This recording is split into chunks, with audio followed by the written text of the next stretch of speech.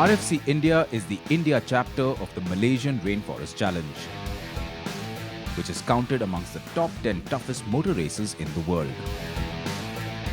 Part of the RFC Global Series, and in its second edition this year, the RFC India was bigger, badder and meaner from every angle.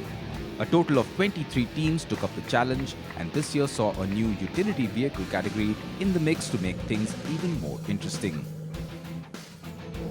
The whole event was divided into 26 special stages, which were further divided into 4 sections: Prologue, Predator, Terminator, and the toughest, Twilight, which no one cleared in the first edition in 2014. However, this time the men and their machines were better prepared.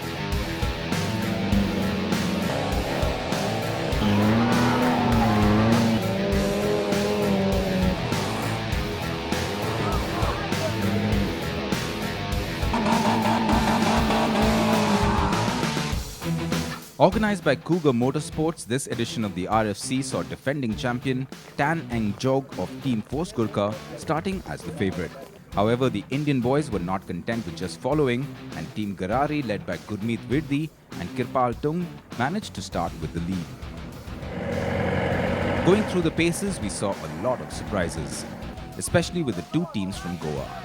In particular, Team 113, who managed to become crowd favourites.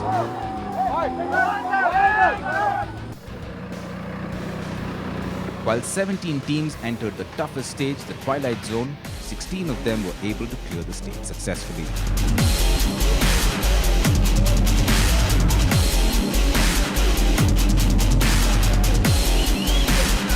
In the end, it was Tan Eng Ju who won after successfully completing the 26 special stages, followed by fellow Malaysian driver Mervyn Lim.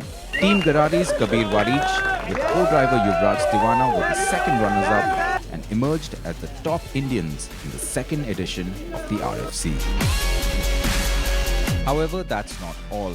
Veteran rally driver and 5-time INRC champion Hari Singh took the spot in the limelight for his mentorship in the field of rallying, having been bestowed with a Lifetime Achievement Award from the organizers for his efforts to grow the sport.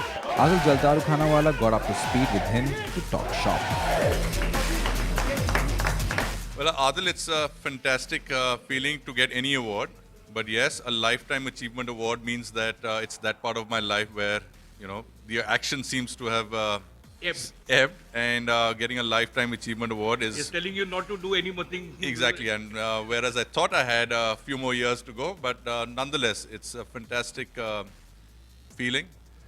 I started off, you know, with rallying when you were covering the Himalayan Rally. Himalayan Rally, and then I know it was Team Thunderbolt, if I'm not mistaken. yes, Team Thunderbolt, and we snatched the team trophy from Team MRF for the first time after 13 years. They're dominating. It's such an important thing when you mention Team MRF, because your later career has all about fighting Team MRF across so many championships, and I think that was a sort of a period where we saw some of the fiercest rally competition happening in India. Well, we had some very healthy competition, I must say.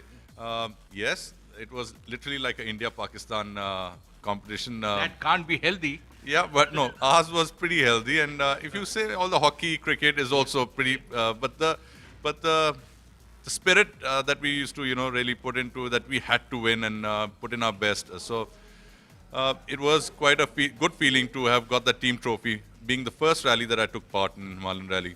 So it was a big step into it was a big step for me into the rallying world. And after that, JK came into the picture, and Kari Vardhan came into the picture. So it's been a long way. And You have seen a lot of evolution in rallying, but unfortunately these days rallying still doesn't command that same sort of impetus which the sport should have got.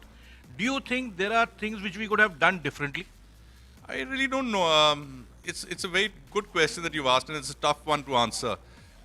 Rallying should have been, you know, APRC, WRC by now in India, the way we started off, you know, long years back.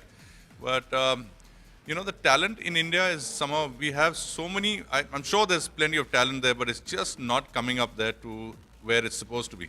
Now you're speaking about talent, and we got a fantastic talent in Gaurav Gill. I don't think that there has been that sort of adulation for him like, say, a Naren Karthikeyan or a Karun Chandok has got. But I feel that, technically speaking, I think he outshines them both in so many aspects. That's what I'm saying. So Gaurav is a perfect example. Right now he's doing the APRC, I think the third year or fourth year in a row, whereas he should have been definitely in WRC by now. So there you go. I mean, it's expensive, but the talent is there. Gaurav needs to be in But WRC. then so is golf is expensive, mountaineering is expensive.